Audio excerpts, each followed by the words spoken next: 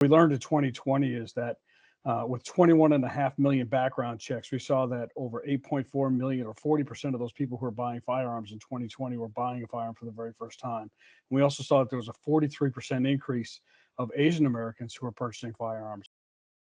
Yeah, in 2021, we saw that there was a 27.1% of the customers that were coming into the stores were Asian Americans.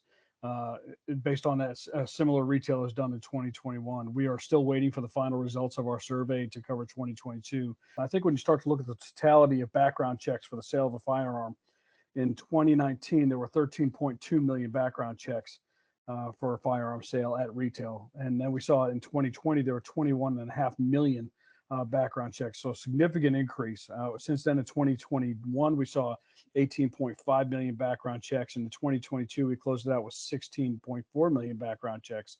So what we're seeing is that we're starting to taper off back into what we believe is a new normal, and where people are still continuing to buy firearm sales at a much higher rate than they were in 2019. And we believe that many of those are because of the concerns about personal safety. And in fact, it may be even more surprising for our community because issues like these, as usually culturally conservative as our communities are, there's a shame and a stigma talking about mental health. There's shame and stigma about talking about any kind of familial or personal crisis or problems that we have, right? So it's an issue that we don't really openly talk about in our communities. And I think that's what makes it even more shocking when this does happen, right? It's not surprising that some of these, elderly men in our community who may feel out of touch, may feel alone, may have, certain things that they feel like they need to get retribution for. And, there's not a healthy way to process these things, and they're going out and they're hurting others. So I don't see it so much as a gun issue, right? Because that's not the root issue, right? The root issue is what is causing these men to be angry and violent. And then they're reaching for the most convenient thing that's available, which is a gun, right? If we take the gun out of the equation, it doesn't get rid of this anger that these men are feeling, and they'll find some other way, some other outlet of lashing out against whoever they think is responsible for how they feel.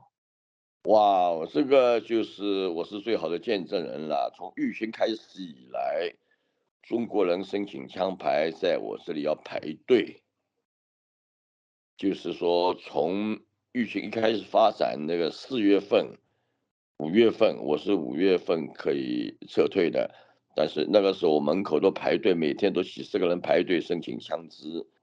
现在我估计纽约的有枪牌的人数大概是有5万多个，这2年里面增加了1万多个。将来这个社会因为随着治安的日益恶化，将来根据我的经验，根据我现在的这个估计，将来是越来越多的华人会申请枪牌。我有一句名言：枪不杀人，人杀人，是我提倡出来的。30年以前，我就在报纸上，枪不杀人，人杀人，所有的报纸我都这样讲：枪不杀人，人杀人。枪本身只是工具，我们好人拿来自卫，好人来制服犯罪，坏人拿了偷来的枪去进行犯罪。